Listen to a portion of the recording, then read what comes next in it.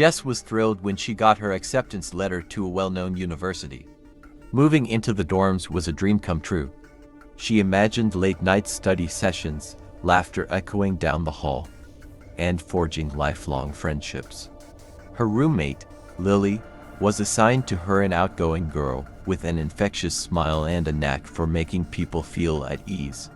Their initial bond was immediate. They spent the first night talking until the early hours, sharing stories and dreams. As the semester progressed, Jess noticed subtle changes in Lily. At first, they were easy to overlook, like how she would often stay up late, hunched over her desk, scribbling in a notebook. Jess assumed she was just a dedicated student, but there was something odd about the intensity with which Lily worked. Sometimes, Jess would wake in the middle of the night to find Lily's lamp still on, the room filled with shadows. When she asked about it, Lily would smile, but there was a tightness in her expression that made Jess uneasy. Things began to take a darker turn when Jess found Lily's belongings increasingly scattered around their shared space, as if she were losing track of her own things. The room, which had once felt warm and inviting, started to feel claustrophobic. On several occasions, Jess would find her items moved, her books organized in ways that didn't make sense, or her clothes folded and placed neatly, but not where she had left them. When she brought it up, Lily laughed it off, insisting she was just trying to help. One night, as Jess lay in bed, she was jolted awake by a soft, persistent murmuring. At first, she thought she was imagining it, but as she strained to listen, the whispers grew louder, blending into a chorus of hushed voices. Heart racing, she turned on her bedside lamp and glanced at Lily's side of the room. To her horror, she saw Lily sitting up in bed, eyes wide and unblinking, staring into the darkness. "Lily," Jess whispered, anxiety creeping in. Lily turned her head slowly, a ghost of a smile on her lips. "Just thinking," she said softly, her voice distant. "About what?" Jess asked, a knot forming in her stomach. "Things," Lily replied cryptically before laying back down, pulling the covers tightly around her. Jess felt a shiver run down her spine. She tried to convince herself it was just stress from classes, but the feeling lingered. The next day, Jess decided to talk to her friends about what was happening. They were supportive, but some suggested she might be overreacting. "Maybe she's just quirky," one friend said, shrugging it off. Jess wanted to believe that, but her instincts told her something was off. Things escalated when Jess returned from class one afternoon to find the room in disarray. Papers were strewn across the floor, and Lily was nowhere to be found. Panic set in as Jess searched the common areas, but Lily was absent. As she headed back to their room, a sense of dread filled her. When Jess opened the door, her heart dropped. Lily sat in the corner, the sunlight casting long shadows, and she was surrounded by the photographs from Jess's phone, images from a recent campus event. But they weren't just casual snapshots. Each one was marked with red ink, notes scrawled across the edges. "Lily," Jess said, her voice trembling. Lily looked up, her eyes glassy. "They're watching us," she murmured, her gaze unfocused. "I can't let them take you." "What are you talking about?" Jess felt a rush of fear. "Who's watching us?" "They know," Lily replied, her voice rising in intensity. "They know we're here together." Jess's mind raced as she processed Lily's words. "We need to talk about this," she urged, taking a cautious step forward. "Talking won't help," Lily snapped, her voice suddenly sharp. "You need to understand the danger." Feeling overwhelmed, Jess took a step back. "I think you need help. This isn't normal." But Lily merely shook her head, a frantic look in her eyes. "You don't understand. You have to trust me." The next few days were a blur of unease. Jess tried to focus on her classes, but the whispers continued at night, and Lily's behavior grew more erratic. She would sit for hours, her notebook open in front of her, scribbling furiously while muttering under her breath. Jess felt like a prisoner in her own room, the tension rising like a storm cloud. One particularly restless night, Jess woke up to find the whispers had transformed into a low, ominous hum. Sitting up, she noticed Lily was gone again. Panic surged as she glanced around the dark room, the shadows seeming to pulse with energy. She grabbed her phone and slipped out of bed, heading toward the door when she heard a soft thud coming from the common room. With every step, dread clawed at her insides. The common area was dimly lit, and as Jess stepped into the room, she saw Lily sitting on the floor, surrounded by a circle of flickering candles. The air felt charged, thick with tension. "Lily," Jess exclaimed, horrified. "What are you doing?" Lily looked up, her face illuminated by the candlelight, eyes wide and wild. "I'm protecting us," she said, her voice a low whisper. "They're coming tonight. We have to be ready." Jess's heart raced. Ready for what? "This isn't right, Lily. You need to stop." But Lily merely smiled, a chilling, vacant expression that sent a shiver down Jess's spine. "You'll see, just trust me." Feeling trapped, Jess backed away. "I can't do this anymore. I'm leaving." "Leave? You can't leave. They'll take you," Lily shouted, her voice echoing off the walls. Jess turned to run, but as she did, the lights flickered violently. The atmosphere felt electric, as if the air itself were charged with static. A low, growling sound reverberated around them, making the hairs on the back of Jess's neck stand on end. She dashed out of the common room, heart pounding, and rushed toward the lobby. Her hands trembled as she fumbled for her phone to call campus security. The echoes of Lily's cries faded behind her, but the sense of urgency propelled her forward. When security arrived, Jess felt a rush of relief. She explained the situation, her voice shaking. "My roommate is ... she single quotes is not well. I think she's in danger, both of us." The officers exchanged concerned glances before heading toward the dorm. As they approached, the door swung open, revealing Lily, her hair wild and eyes wide with a manic energy. "You shouldn't have called them," she shrieked, and the officers hesitated, unsure of how to proceed. "Lily, please," Jess pleaded, stepping closer. "You need help. Let them help you." But Lily's face twisted with rage and fear. "You're betraying me. They'll take you both." Suddenly, the lights above flickered violently, and the air felt charged with a strange energy. The officers stepped back, unsure of how to intervene as Lily fell to her knees, her voice rising in an incomprehensible chant. Jess watched in horror as the candles flickered wildly, shadows dancing on the walls. "Stop it!" Jess screamed. But Lily only howled in response, the sound echoing through the hallways. Then, with a sudden burst, the lights went out completely, plunging the dorm into darkness. Jess felt a surge of panic. "Lily!" she cried out, reaching for her friend, but the darkness enveloped her. In that moment, Jess felt as though the room itself were shifting, shadows creeping closer, suffocating her.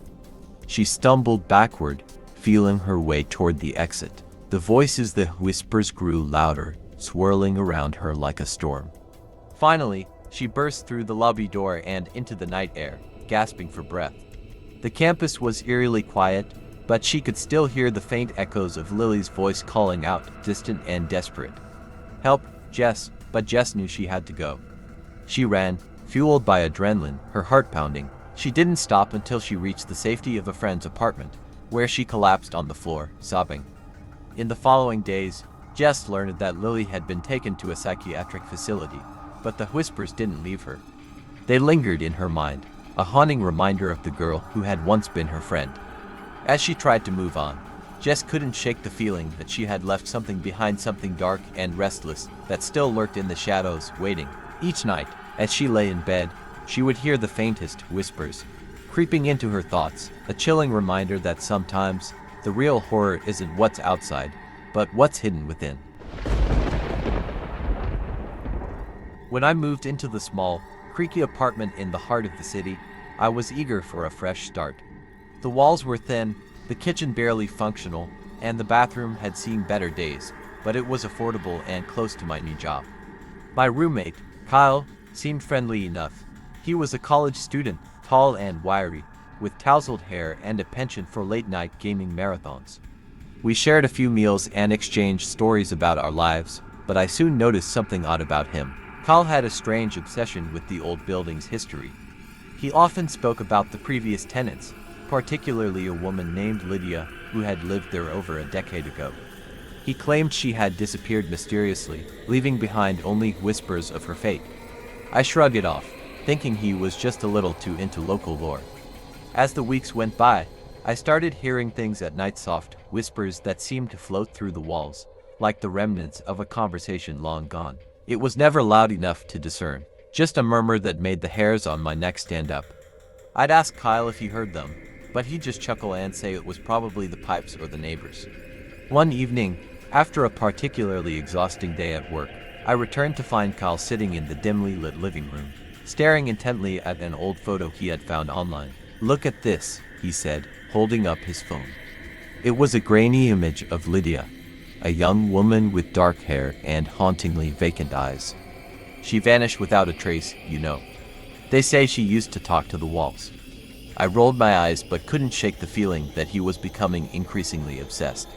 Days turned into weeks, and his behavior became erratic. He spent hours in the living room, muttering to himself, scribbling in a notebook filled with frantic scrawls that looked like a mix of notes and drawings. When I asked him about it, he just waved it off, claiming it was for a project. One night, I woke to the sound of Kyle's voice echoing through the apartment. Groggy and disoriented, I stumbled into the living room to find him sitting cross-legged on the floor, staring at the wall. "Kyle," I whispered, but he didn't respond. His eyes were wide, fixed on something I couldn't see. "Can you hear them?" he murmured, a strange smile creeping across his face. "They're calling to me." A chill ran down my spine. I tried to shake him out of it, but he merely turned his head slowly to look at me, the light casting eerie shadows across his face. "You don't understand. She wants to talk." I didn't know what to do. I retreated to my room, locking the door behind me. I couldn't sleep, the weight of his words lingering in my mind. Who was she? What did she want? The whispers continued that night, growing louder, more insistent. I pressed my hands over my ears, but it was no use. The next day, Kyle seemed back to normal. He made breakfast and laughed off my concerns.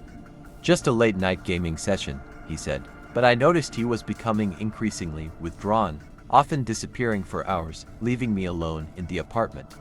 One night, unable to shake my unease, I followed him after he left. He walked quickly, almost as if being pulled by an invisible force. I trailed behind, my heart racing. He led me to an old park on the outskirts of the city, its trees looming like dark sentinels under the moonlight. Kyle stopped in front of a rundown gazebo, its wooden beams splintered and rotting. "Lydia," he whispered, staring into the darkness.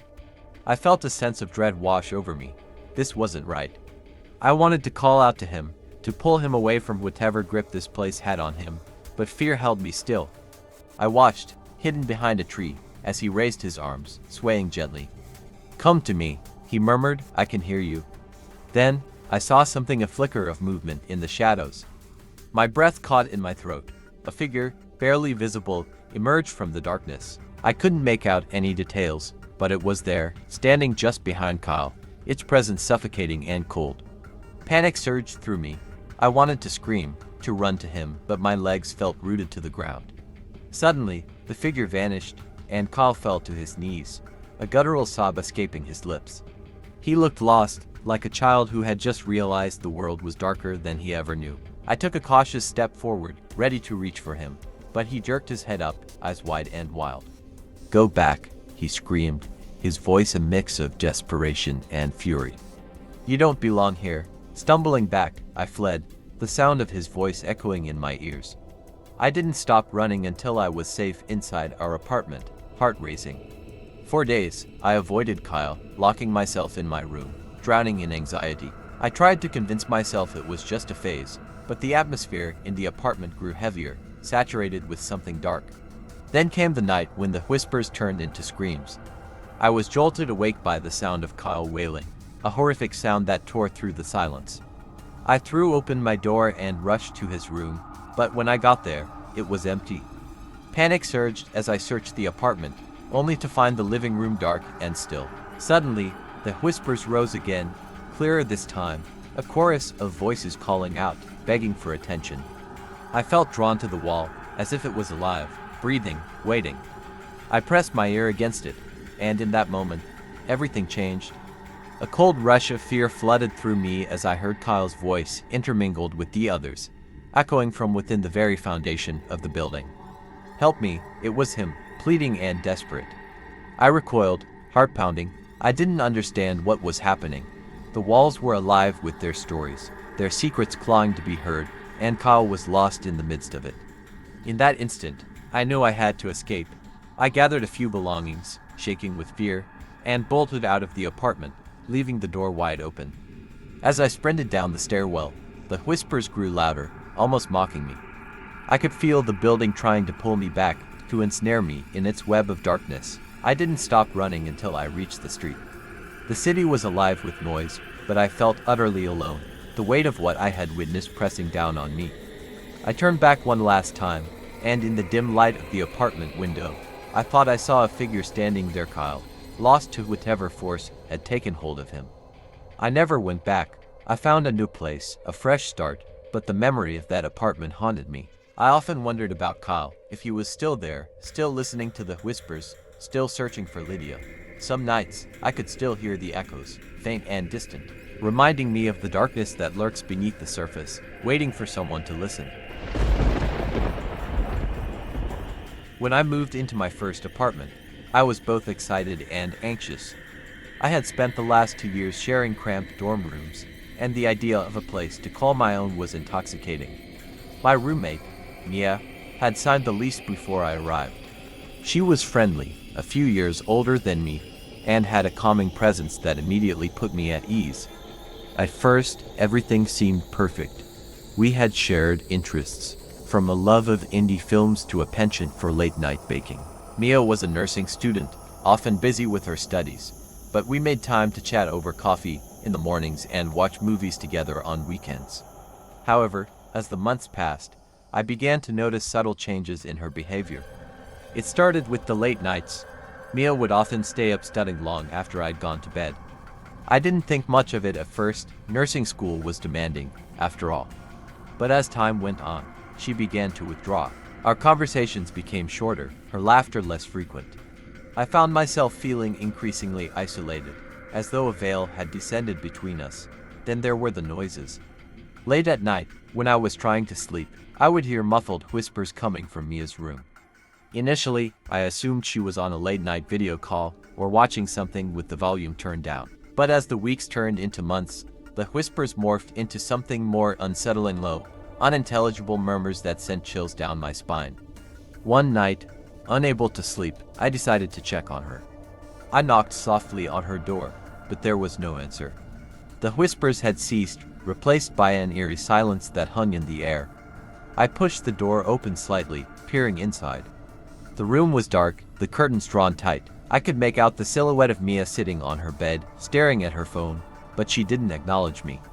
"Mia, you okay?" I asked, but she didn't respond. I stepped back, feeling an unease settle in my stomach.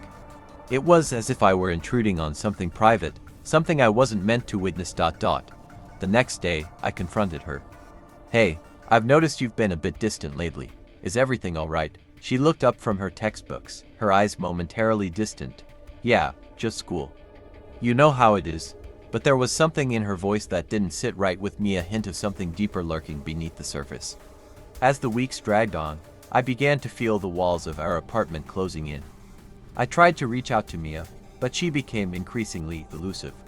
The whispers returned, louder now, echoing through the thin walls of our apartment. I started losing sleep, and the exhaustion made it harder to concentrate in my classes. Then came the night that changed everything. I woke up suddenly, heart pounding, as the whispers grew into frantic voices. It felt like a crowd was gathered just outside my door, clamoring to be heard. I glanced at the clock. It was well past midnight. Gathering my courage, I threw off the covers and stepped into the hallway. The living room was dimly lit, the flickering light from the TV casting strange shadows on the walls. I turned to Mia's room, and what I saw made my blood run cold. The door was ajar, and the faint glow of candles flickered from inside, casting long shadows that danced across the floor. Tentatively, I approached, my heart racing. I pushed the door open fully and gasped. Mia sat cross-legged on the floor, surrounded by an array of candles. The room was filled with strange symbols drawn in chalk, and her eyes were wide, glazed over as if she were in a trance. "Mia," I said, my voice barely above a whisper. She didn't respond, didn't even blink. I felt a cold wave of dread wash over me. I stepped closer, and as I did, a low hum filled the air, vibrating through my chest. It was the same sound I had heard before, the whispers, now more coherent, as if they were beckoning me. I wanted to turn and run, but something kept me rooted in place. Mia, please, what are you doing? I finally managed to say, my voice trembling. At the sound of my voice, her head snapped toward me, her expression shifting from a blank stare to a look of pure fury. Get out, she screamed, her voice echoing off the walls. You don't understand, they're trying to help me. I stumbled back, the candlelight flickering ominously as the shadows loomed closer. Help you? Who's trying to help you? She opened her mouth to respond, but instead, she began to chant in a language I didn't recognize. The candles flickered violently, and I felt an unnatural chill seep into the room.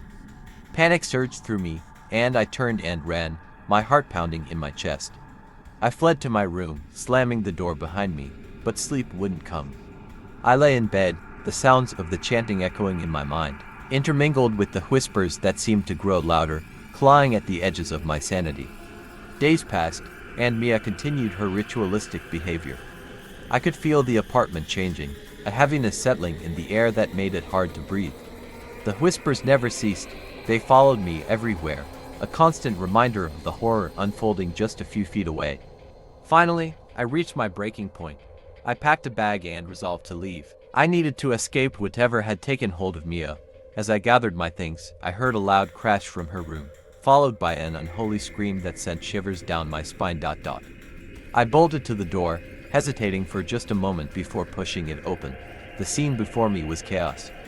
Mia was on the floor, surrounded by the shattered remains of the candles, her body convulsing as if something unseen held her in its grip. Mia, I screamed, rushing to her side, but she turned to me, eyes wide and filled with terror. Help me, she gasped, the voice not entirely her own, a guttural growl layered over her plea. Before I could respond, the air around us shifted, thick and oppressive, and the whispers rose to a deafening crescendo. I could see shadows moving in the corners of the room, dark shapes that flickered in and out of existence. I felt an icy hand grip my heart, paralyzing me with fear. With a sudden surge of instinct, I grabbed Mia's hand. We need to leave, I shouted, pulling her toward the door. But the shadows coiled around her, pulling her back. No, you don't understand, she cried, panic lacing her voice. They won't let me go. I was torn between my fear and my desperation to save her. In that moment, I made a choice. I couldn't let her stay trapped. I took a deep breath and yanked her forward with all my strength. The shadows screamed, a cacophony of rage and despair, but as I pulled her into the hallway, the oppressive weight began to lift. The whispers grew fainter, replaced by the sound of our ragged breathing. I dragged her down the stairs, the darkness behind us dissipating as we reached the front door. Outside, the night air felt fresh and clear, the oppressive weight of the apartment falling away. Mia collapsed onto the grass, gasping for breath as if she were waking from a nightmare. What happened? She stammered, her eyes wild. I don't remember. I knelt beside her, tears of relief mingling with fear. You were. Something was wrong. We need to get away from here. We didn't look back as we fled into the night, the whispers finally falling silent behind us. We found refuge with friends, and slowly, Mia began to heal. But the apartment remained a dark memory, a place where shadows lingered and whispered secrets in the dark. Months later, we still talk about that night, and while Mia has resumed her studies, the lingering fear of those whispers haunts us both. Sometimes, late at night, when the world is quiet, I still hear echoes of voices warning me of the darkness that once surrounded us, and I wonder if it's truly gone or just waiting for the next unwary soul. Alright everyone, that brings us to the end of our story. If you enjoyed this video and would like to see more content like this, don't forget to hit the like button and subscribe to our channel. And if you have similar stories you'd like to share with us, feel free to reach out. Thank you for watching, and until next time, take care.